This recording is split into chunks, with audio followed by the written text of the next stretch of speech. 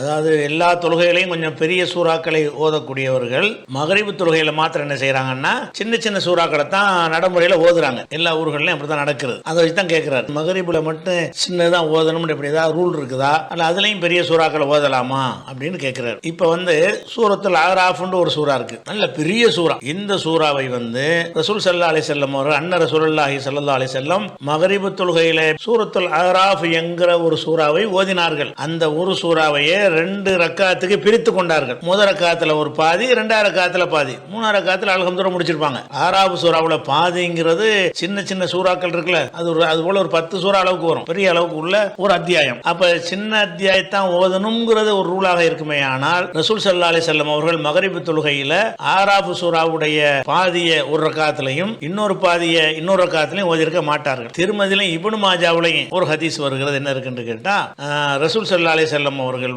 மரணத்தை நெருங்கின நேரத்தில் நோய்வாய்ப்பட்டிருந்தாங்கல்ல, அந்த நேரத்தில் தலையில கட்டு போட்டவர்களாக வந்தார்கள். அதான் கடைசி அவங்க தொழுத கடைசி மகரிப். அதுதான் மகரிபை தொழுவித்தார்கள். ஒல் முர்சலாத்தி ஒரு ஃபண்ட் வரக்கூடிய முர்சலாத்துங்கிற அத்தியாயத்தை மகரிபில் ஓதினார்கள். ஒல் முர்சலாத் என்பது சின்ன குட்டி சூறாவில் நடுத்தரமான சூறாவில், அதனால ஒல் முர்சலாத்து ஓதி இருக்கிறாங்க என்பதற்கு திருமதியிலையும் இப்னு மாஜாவுலையும் இருக்கிறது. அதே மாதிரி புகாரியில 3050வது ஹதீஸ்ல மகரிபு தொழுகையில ஒத்தூர்னு ஒரு சூறா இருக்குல்ல, தூருங்கிற அந்த சூறா, அந்த சூறாவை மகரிபுல ஓதுவார்கள் அப்படின்னு வருது. சூருங்கிற குட்டி சூறாவா பெரிய சூறா தான். அப்ப மகரிபு தொழுகையில சின்னதுதான் ஓதணும் என்பது நம்ம ஒரு நடைமுறையில வந்துருச்சு. எதனால வந்துருச்சு என்று கேட்டா, மகரிபுடைய நேரம் ரொம்ப கம்மியா இருக்கிறதுனால ஒரு 50 நிமிஷம் 80 நிமிஷம் அவ்வளவுதானே வருது. 1 மணி நேரம் 1.25 மணி நேரம் தான் மகரிபுடைய வக்து இருக்கிறது. அதனால சின்னதா முடிச்சுக்கிறோமே அப்படி ஏதோ ஒரு நினைச்சு செஞ்சிருக்காங்களே தவிர, மகரிபுல நீங்க விரும்பினா சின்னதும் ஓதிக்கலாம் பெருசும் ஓதிக்கலாம். மகரிபுல சின்னது தான் ஓதணும்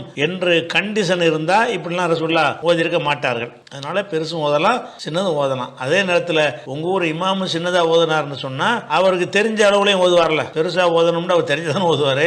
இமாம்கள் சின்ன சூறா மனப்பாடம் பண்ணி வச்சிருப்பாரு. நீங்க நினைக்கிற மாதிரி பக்ரா ஆல இம்ரான்லாம் அவர் தெரியாம இருக்கு, மனப்பாடம் பண்ணாம இருப்பாரு. அதனால கூட ஓதிருக்கலாம். அதனால ஃபக்ரவு மாத்த யஸ்ஸர மினல் குர்ஆன், குர்ஆன்ல இயன்றதை நீங்கள் ஓதுங்கள். அந்த இமாம் ஏதோ இயன்றதை ஓதிட்டாருன்னு எடுத்துக்கணுமே தவிர பெருசா ஓதணும் கட்டாயம் கிடையாது. ஓதுறதா ஓதிக்கலாம்.